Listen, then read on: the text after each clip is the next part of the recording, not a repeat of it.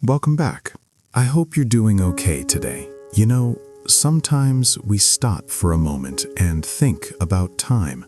Emma, before we start anything, how are you feeling right now? Hi, I'm really happy here. A little thoughtful today. It feels like one of those calms where you think about life. What about you, Nero? How do you feel? Yeah, I feel the same actually. A bit quiet inside, but comfortable. And that feeling fits today's conversation really well, because today we're going to talk slowly and honestly. Exactly. This is real spoken English. We pause, we think, we make small mistakes, and that's okay. So if you're learning English, relax. You're in the right place. Yes, this is daily life English, not textbook English. And softly, if you enjoy this calm practice, you can subscribe and stay with us. All right, let's take a breath. And now, we'll slowly move forward. So, your year. Many people think talking about a year means big stories, but really it's about small moments, feelings, changes, little memories. Yes, exactly. People often say, my year was good or my year was bad and stop there. But inside, there's much more. In daily life, we talk about our year in simple ways. And learners often say things like, this year was very challenge. We understand, but in English we say, this year was challenging. Right. Small changes, big difference. And today, we're not judging the year. We're just talking about it, slowly, honestly. Emma, when people don't know where to start, I tell them to start with a feeling, not events, just a feeling. Yes, that's a good way. You can say, this year felt fast, or this year felt heavy. Those sentences are simple but very real. Some learners say, this year was very fastly. Almost right. We say, this year went very fast. That's more natural. And you don't need to explain everything. Just one sentence is enough to open the conversation. The rest can come slowly, like real life. Let's pause here. Try one sentence about your year. For example, this year went very fast. Say your own sentence. You can add a feeling if you want. For example, this year went fast and I feel tired. No pressure. Okay, let's continue. Every year has at least a few good moments. They don't have to be big. Learners often think they need something special, but small things matter. Yes, you can say, this year I enjoyed small moments. Or, I had some good days this year. That sounds very natural. Sometimes people say, I was enjoyed this year. We understand, but we say, I enjoyed this year. Or more naturally, there were things I enjoyed this year. For example, there were days I felt calm and thankful. That sentence feels warm and very human. Try one good moment sentence. For example, I enjoyed learning new things this year. Change it to fit your life. It can be very simple. Even, I had some good moments. That's enough. Okay, moving on. Emma, it's also okay to talk about hard parts. Not complaining, just sharing. Learners sometimes avoid this, but it's very real. Yes. Instead of saying, this year was disaster, we usually say, this year was difficult, or this year had some hard moments. That sounds softer. For example, this year was difficult, but I learned a lot. That but changes everything. It shows balance. Very natural English. And you don't need details. You can keep it private. Just talking about the feeling is enough. That's healthy. Now you try one honest sentence. For example, this year was hard, but I kept going. Say it quietly if you want. You're doing well. Talking about time and feelings is not easy, but your English grows here.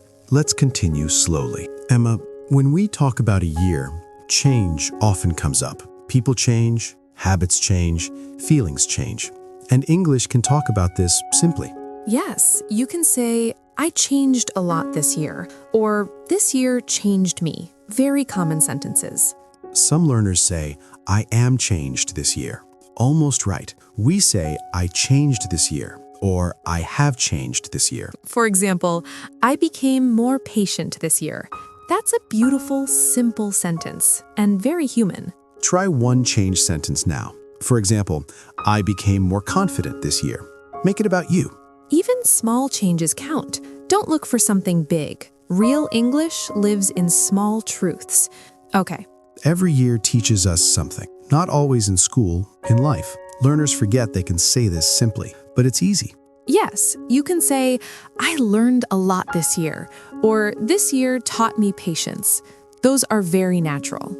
Sometimes people say, I learned many lessons from this year. That's okay, but more natural is, I learned many lessons this year. Simple is better. For example, I learned to slow down. Short sentence, strong feeling.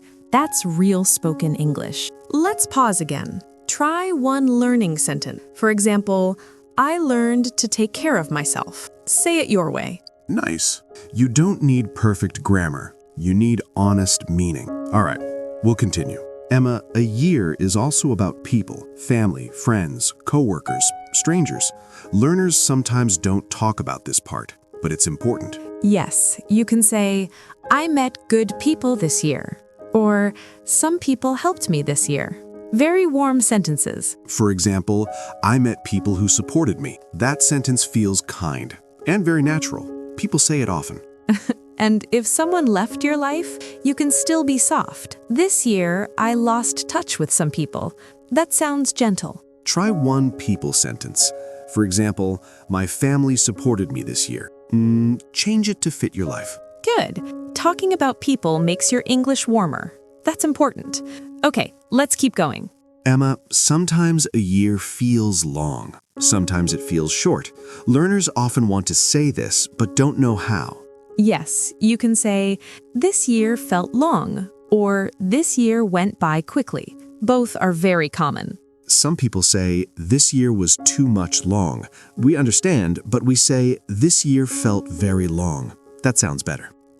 For example, this year felt long but meaningful. That's a nice balance. Very human. Try one time-feeling sentence. For example, this year went by quickly for me. Say it slowly. You're doing great. Let's continue, gently. We still have more to share.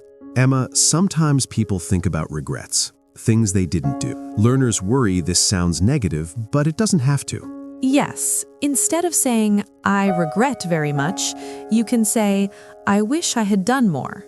That sounds softer and very common. For example, I wish I had rested more. That sentence feels honest, not dramatic, just real. And you don't need many regrets. Even one small one is okay. Talking about it is healthy and good English practice. Try one gentle sentence. For example, I wish I had taken more time for myself. Make it personal if you want. It's okay to keep it simple. English is not therapy, just language. All right. Emma, gratitude often comes at the end of a year. People feel thankful, even after hard times. Learners sometimes don't express this, but it's very natural. Yes, you can say, I'm thankful for this year, or I'm grateful for small things. Very warm sentences. For example, I'm grateful for my health. Simple, honest. People say this a lot. It connects well.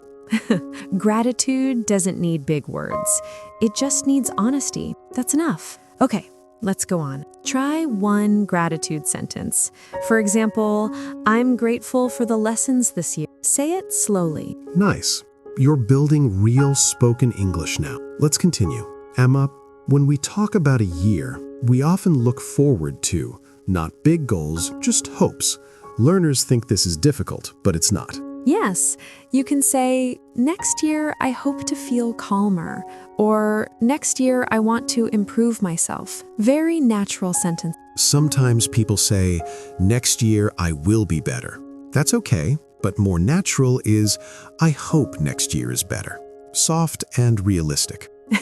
For example, I hope next year feels lighter. That's a lovely sentence and very human. Try one future sentence now.